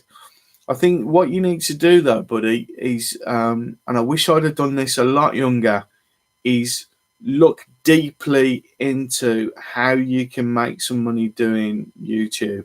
So look at videos about Amazon affiliates. Just look that up and look. Don't just look at one video. Look about 5 or 6.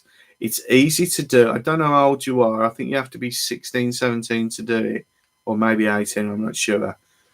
But look into how you do it, mate, because and do reviews on gardening stuff. Do reviews on anything. It's a good way to earn an income. And if you don't rely on trying to get AdSense through views, because there's not a lot of money in that. What you want to try and do is Amazon affiliates. You want to try and do some brand deals and things like that. The worst that people can say is no. I've managed to do a couple of things. There's a couple of things in the pipeline because I just keep asking people. Look into Amazon affiliates. If you're not sure how, look at or if you want to chat about it, go to my page, and in the about section is my email address. Just email me, and I'll run through it with you. But it's something that I'm just starting to do now, and I've picked up a little bit of money on it, and it's far more than you could ever get on AdSense. So, but look at the videos. That's the best thing you can do. Look at the videos.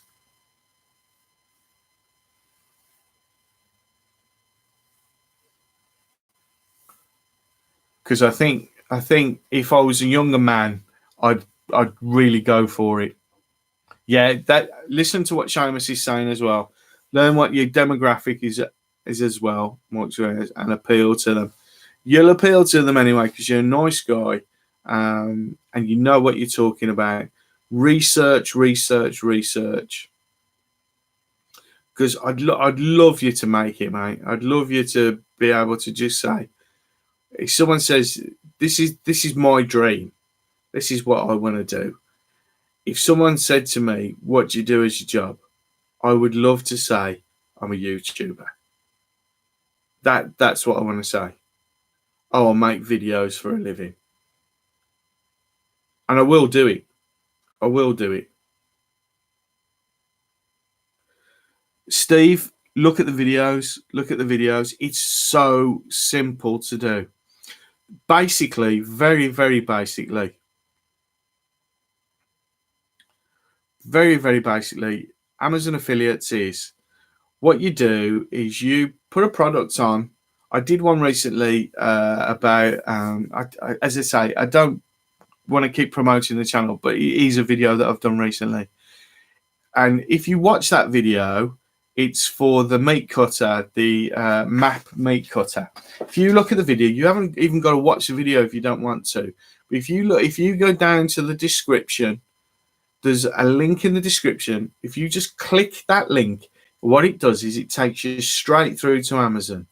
If you purchase that product that I've promoted, then I get a tiny weeny kickback.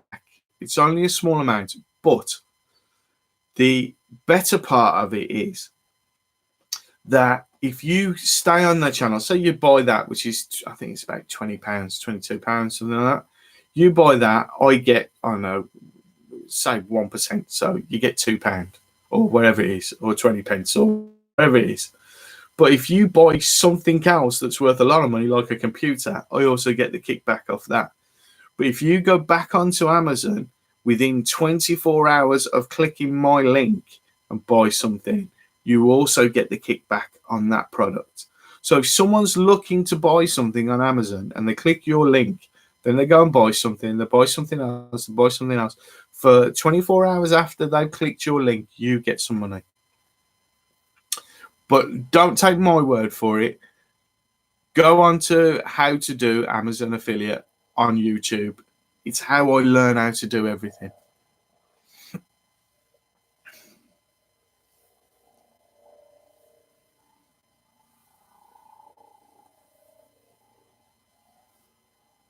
Fake it till you make it. I've got to be honest, Rachel. It's what I do most of the time.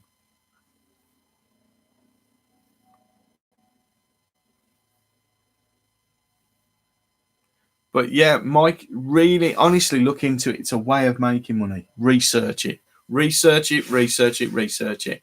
And then practice. You're not, it's a numbers game. So, say for instance, if you look at people like, how can I say? We've all heard of Casey Neistat, I should imagine. If you look at Casey Neistat's videos, not his videos now, but his videos when he was vlogging, if you look at the links, if you look at the description underneath, all the links, it links all his equipment that he uses. If you click on any of those, it'll take you straight through to Amazon. So his camera that he uses, you click to Amazon, and if anyone bought that camera by using that click, he gets that money. That's how they make their money, the big YouTubers. It's how Peter McKinnon makes his money. It's how all the big ones, really. Logan Paul and PewDiePie are totally on their own, really, because they just do it through views. But yeah, that's what you want to do. That's what you want to do. That's how you make the money.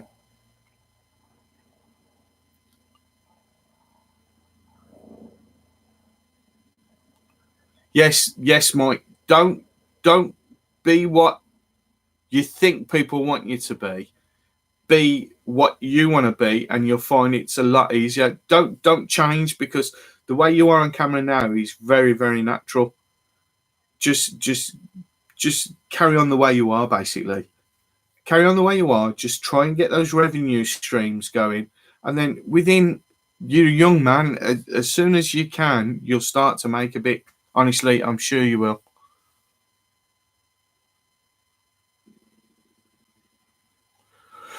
Right, I think Liam. Right, this is a what's it one? Liam's saying that he was going to start a YouTube channel for vlogs and for fishing adventures. We've got no idea of editing or equipment.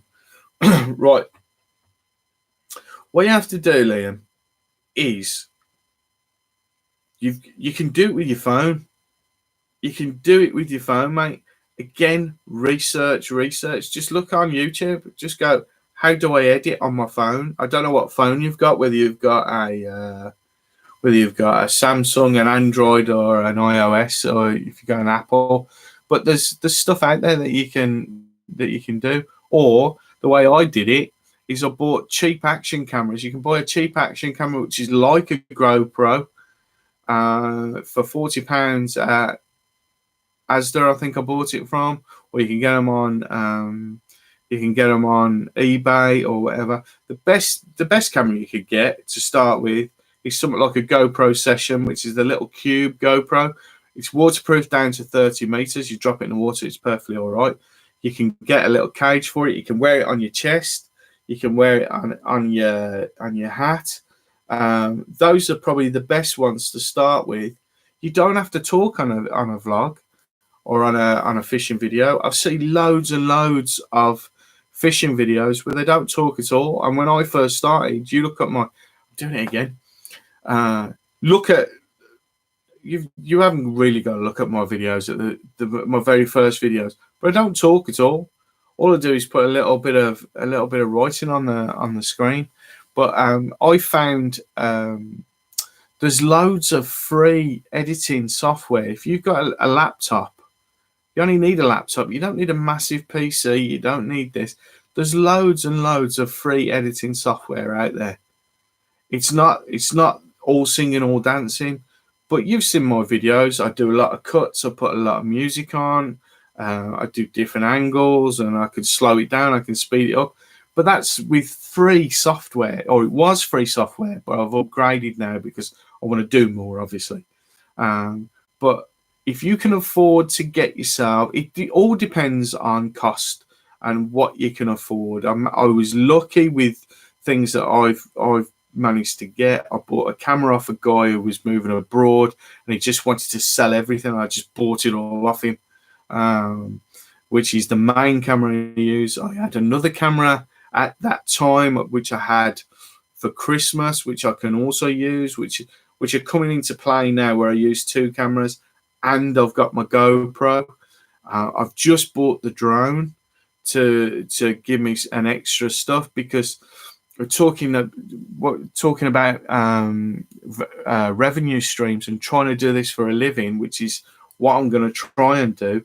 But if I've got a drone and I've got a good enough camera to take pictures of lakes, if you imagine, I can go to fisheries, or I can go to the Angling Times or whoever, and I can show them a complete advert for a fishery. I could do that for fisheries and sell that idea to a fishery, or I can sell that as a content to I don't know, Anglers Mail, Angling Times, anything like that, to put on their channel. That's what I'm going to try and do.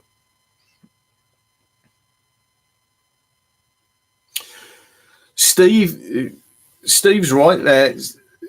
Steve's videos are very action packed, because he's wandering along, and the same with Seamus as well, because they're wandering along and they're predator fishing and everything. That they're pretty good with that kind of fishing, that kind of camera action. It's like an adventure type thing going on. I can't do that because I'm sat still, but that also offers me the chance to have a camera on a tripod. The GoPro, if you get a GoPro or one of the action cameras, if you buy, you can buy sets of connectors and everything. My GoPro goes on a bank stick that I stick in the ground, and it's perfectly safe.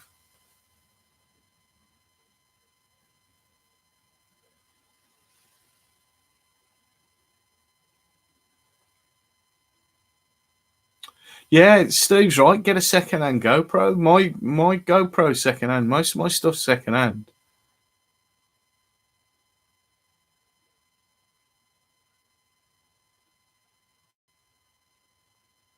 Yeah, you can get them.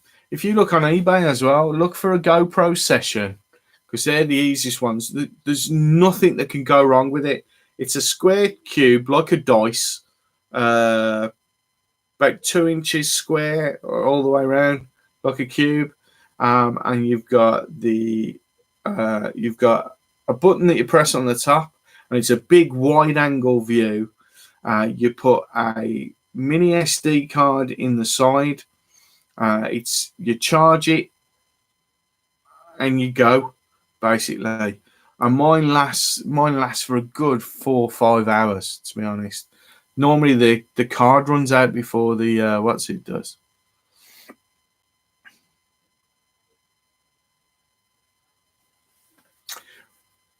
Rachel, you say you got the £20 flip camcorder thing. I've got one very similar. Is it like the long thin, and you can flip the thing out so you can see and turn it around so you can see yourself? Because they're quite good, they are.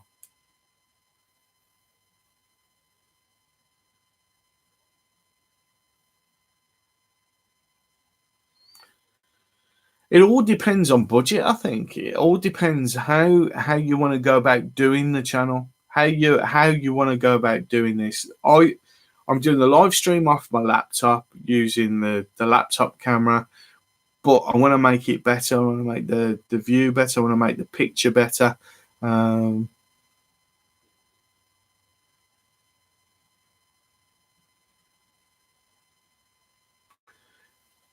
Liam, there can't be enough fishing channels for me. Mike, you're right. There's loads of gardening channels, but if you love what you're doing, just do it. My view, and I've always said this from the beginning, is I'm not in competition with any other fishing channel. Like I'm not in competition with Steve, with Seamus, with anyone who's North Angling. I'm not in competition with anyone. The more fishing channels, the better. If you knew the stats for how much is uploaded to YouTube every day, no one would upload anything. But if you think of this, I've got, and I'm not boasting because it's just a number. I've got 443 subscribers now. Steve's got, I think, Steve, you're on about 1,800, nearly 2,000, something like that. But that 443 people that are kind enough to subscribe to my channel, this channel's got far more than me. But if you imagine 443 people stood in a line in a queue at a post office, that's one hell of a queue. We've got 7 people here who've took the time out and they sat at the computer and we're doing some other stuff as well. And they're enjoying a chat. We're coming in, we're having a good conversation with each other. But those 7 people, to me, it's just worth its weight in gold. Just having a chat, having a good time, and finding out things. So never ever think, Liam, that it's not worth doing it because lots of other people are doing it. What happens is a lot of people drop out after a while. I've been doing this now for 18 months, nearly 2 years, but I've only been doing it properly since Christmas. So, and I've been trying to build and doing different stuff and trying different stuff. But just do it, mate. Just have a go. You haven't got to speak or anything. And I'll watch your videos. I'll watch any videos. Yeah, try and do what I do. Oh, God, that sounds horrible. That sounds so conceited. Just think outside the box slightly, like this week. Excuse me. This week I've done that silly challenge with a £7.99 with a rod and reel that I bought from Home Bargains. That kind of thing. Every now and again, try and get a guest in. Like, it doesn't have to be a guest that anybody knows. Like you and maybe I don't know, whoever. Maybe get together. Maybe me and you could do one. It's like me and Steve and me and Seamus are talking about meeting up and doing some collaborations or whatever. Just something slightly different. Someone who's got a different channel to you, and you're trying that because I want to try pike fishing and I want to try doing the fishing in the streams that Seamus is doing. It's just loads and loads of things, and you can pick up loads of ideas off the internet. And I'm sure you come up with a few yourself, mate. And all you've got to do is it's like Seamus said to Mike earlier, Mike's Greenhouse, as he said to Mike's Greenhouse, don't try and be someone else. Don't try and be a Casey Neistat, or if you know who that is, or a Peter McKinnon, or some of these real Logan Paul or whatever. Just be you. I mean, like I tried from the start. I thought to myself, I'm gonna do a fishing channel because I love fishing. I love having a laugh. I love being outside. So I'm just going to try and combine all of those things together. And I don't think there's many, or I've tried to be a different channel where it's more entertainment fishing based than it is sort of fishing, serious fishing type of thing. But I do like to do the serious fishing now and again.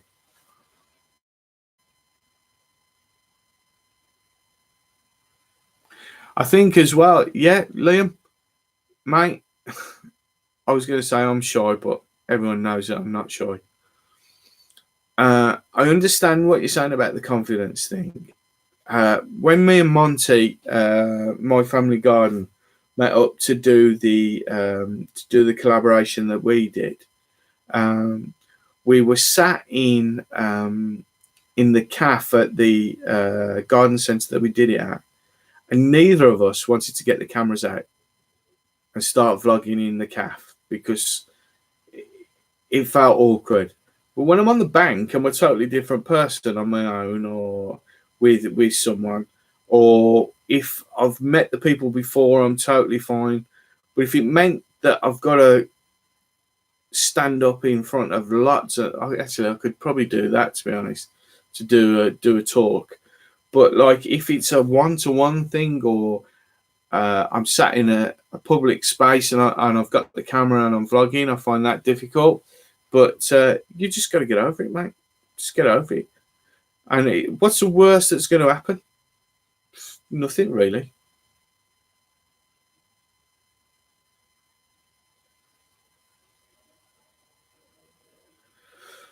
Mike's just made a very, very good point there. It made me laugh when Monty wanted me to be his guest.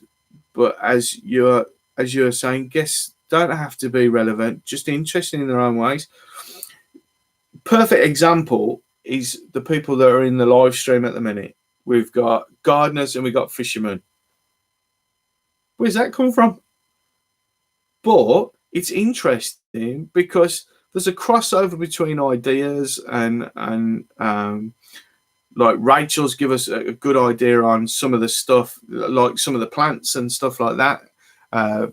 With that kind of knowledge, Steve's been talking about getting rid of some of those invasive plants and stuff like that. It's just a brilliant. There's nothing better than a good conversation, and if you can come across with something that's quite interesting, just do what I do and have a look in some of the fishing press, see what's trending, see what's interesting. We had a good conversation the other week. Actually, wasn't it you, Liam, who came up with it? But we had a good conversation the other week about the closed season, and is it relevant? Is it still relevant? But Seamus is saying as well, we've made some cracking friends on YouTube, and some of them ain't even fishing channels. I'll be doing collabs with them just for the fun. Share what you love with people, and that will come. Build it, and they will come, or wherever it is that he says on that film. Yeah, it's like me and Monty. Monty's not a fisherman. I'm not a real gardener. I like my garden and I like working in the garden, but we had a brilliant time. We had a great time. Oh yes, Steve's just come up with a cracker there. My good friend Vincent Donnelly from Ireland. The guy has pork sweet and sour stir fry for his breakfast. He's the most wonderful guy. He does he's got his backdrop to his videos are just second to none. They're absolutely amazing. I thought Andreas over there in Sweden had got some good stuff. But Vincent, the luck that he fishes. He's got his own boat. He fishes for trout. He catches and cooks. He did a brilliant spoof. Steve, did you see the one where he did the brilliant spoof on Bear Grylls about eating sheep dung and stuff? Oh God, it was hysterical. But yeah, he is a brilliant storyteller, and he's a smashing guy. He did one about the silent man as well. I don't know if you saw that one, Steve. That's amazing.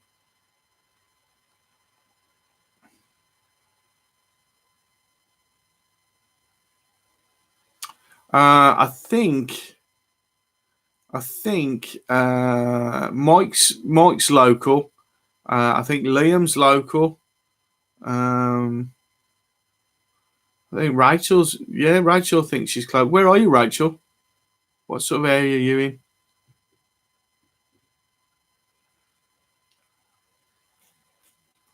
Seamus is right. If you can get past that initial shyness and just have a laugh. Yeah, he does love his whiskey. It is beautiful place. Absolutely beautiful. Yeah, I love the Steve as well. I love the bit Vincent does this thing where I'd love him to come into the chat. Actually, I might contact him and see if he'll come in. But he does this. He's driving along and he always has a chat with the sheep, and the sheep talk back to him. That's pretty good. And he's brilliant on the guitar. Absolutely brilliant on the guitar. Steve, I don't know how he gets away with the music, do you? Absolutely gets away with the.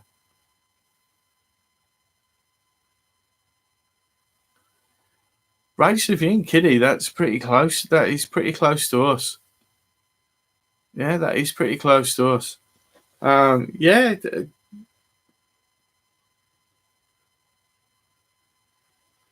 Yeah, we'll have to organise. It's what we need to do is get a place where we can have a meet up. And we need somewhere where you got a calf and stuff like that. We could even do an all comers challenge fishing match, so we can get a few people in. Yeah, Rachel, please put up your link if you can. I don't know how you do it. I don't know if you can do it on here, but please put up your link. I'm quite happy to promote other people's channels. I don't know how to do it, otherwise I'd do it for you. But yeah, if anyone's got a channel and they want to put the link up, please do. As I said, I have no qualms about that kind of thing. So oh God. Yeah, Rachel, what you could do, you could come fishing with us, and then we come to your allotment and dig it over for you. Yes, Mike Tyson, he's hit the nail on the head. Hit the nail on the head. Sausage and egg with red sauce challenge. We could all. How could you challenge? What? Quickest to eatest?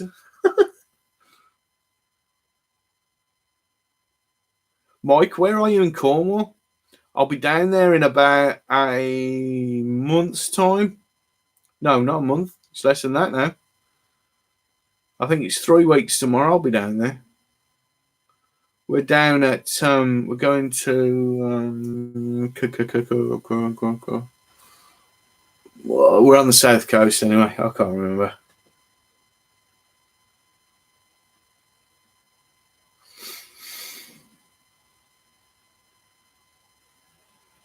Oh, have you, you dug it all over. All right, fair enough. Fair enough.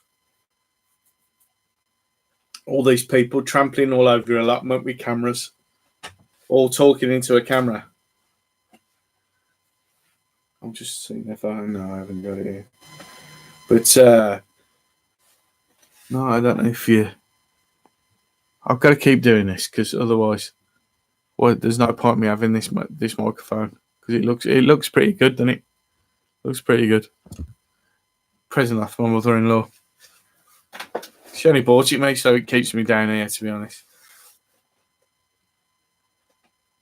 Yeah, we was down in Truro. We did a Truro trip last year as well. We went to you got the new cathedral there? It was only built about 100 years ago, if that. And I got that lovely picture in there of the saints over Cornwall. It's a cracking place. We love Cornwall. Yeah, I'm down at. I wish I could remember what it's called. It's gone. It's gone. Yeah, beautiful part of the world, young man. And you've got the climate as well. We did Lost Gardens of Helligan last year, and also we do the Eden Project, because we go to Cornwall a lot, but we don't do the Eden Project every time we go down. We leave it a couple of years. No, not Falmouth. South Coast, bit further along than Falmouth. Not Cadgwith, but it's by Cadgwith. Anyway, down there. Boscastle. Love Boscastle as well. Beautiful. The Witches Museum is pretty good down there as well.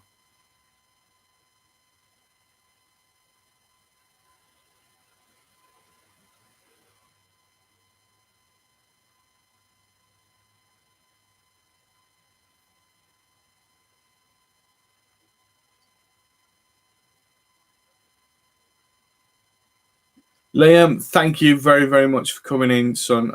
Sorry, I missed that you were going. No, thank you very, very much for coming in. We'll see you real soon. Please come in next time, and we'll have another good chat. We'll have a couple of.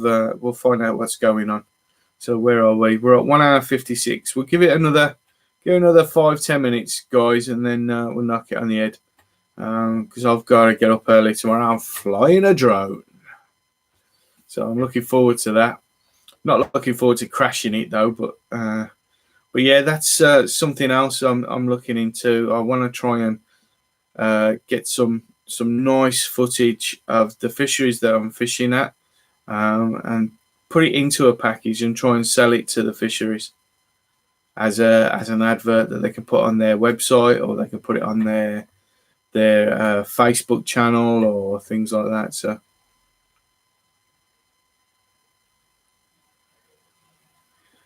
Look at you, name dropper Stevie Boy, Black Country Polecat.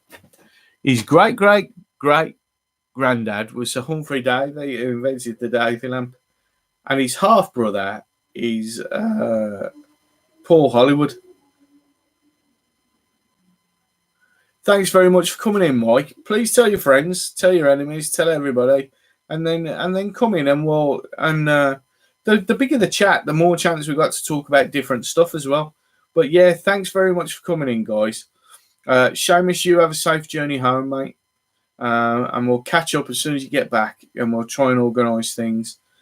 Steve as well. I'm gonna try, I've got to do it. I've got to do some piking. I tell you what, wouldn't it be a turn up, Steve, if I caught a PB? Well, any pike could be my personal best pike. I've got to be honest. A jack of about 6 ounces would be my personal best pike.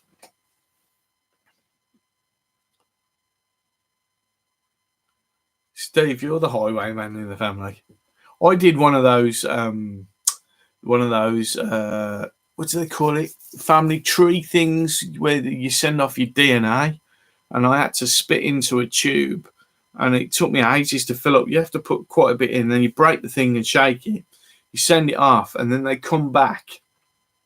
And then they come back with where you're from around the world. I might do a video about it actually, because you have like you have an account on the internet, and it comes up from where you come from. I've got a spinning rod and a spinning reel. But I haven't got lures and that kind of thing and all that kind of stuff. But yeah, I'm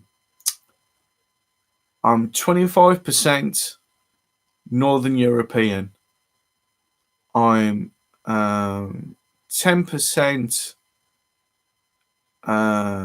sort of far North European, so Viking type, Sweden, Finland, that kind of area. And then something. Where are we now? And then I've got some Irish and Welsh blood, so I'm quite Celtic in nature. I suppose it's where my blue eyes and my dark hair come from, I suppose. But no, going back, Steve, I've not got that much kit, mate, with regards to that kind of thing. We can use your stuff and break your stuff. No, we're not going to break your stuff, mate. But 50% chipper, yeah, probably. I'm 10% sausage, 10% egg, 5% sauce. But right, we're on 59. We've now done 2 hours, and I really, really appreciate you all coming in, guys. And we'll do it all again next Friday. Anyone before we go? Anybody got any ideas of what we can do for next Friday? Anyone got any sort of things we could have? No bacon, Rachel. It's poor man's sausage bacon. Poor man's sausage. Right, see you, Mike. Thanks very much for coming in. I really enjoyed having a good chat. If you need any advice about anything, mate, just give us a shout. Oh no, Aaron's just come in. We're just about to go, Aaron. Sorry. We're literally just about to do. Aaron, please come in next. Please come in next next Friday. We do it every Friday at 9 o'clock for a couple of hours. It's a shame you're coming in now, mate. But yeah, we're just talking about. Has anyone got any ideas of what we could have a chat about next Friday? And I'll have a bit of research or something. How about we all come in with a fishing story that you've heard, true or made up or anything like that? Thank you very much for Aaron for coming in. I'm so sorry, mate, but as I say, everyone's sort of darting away now. But please hit the like anyway. Mike, please, Mr. Tyson, please send me your address, mate, and I'll get it posted off to you. I've got the envelope ready. I've got the picture ready, and it's ready to go. So I just needed to speak to you tonight. That's all. So good night, guys. Thank you very, very much for coming in. We'll see you all soon. Rachel, thanks for coming in. Aaron, thanks for coming in. Nice to see you guys who are coming in for the first time. I'm sure it won't be the last time, and we'll have a great chat next week. Thank you very, very much. Aquaponics, you're right. Catch you next week. Goodbye, guys. This is always odd, this, because I press the end stream and it takes ages. Seamus, you have a safe journey home. Look after the baby. See you later. Bye. Yes, now end. Bye.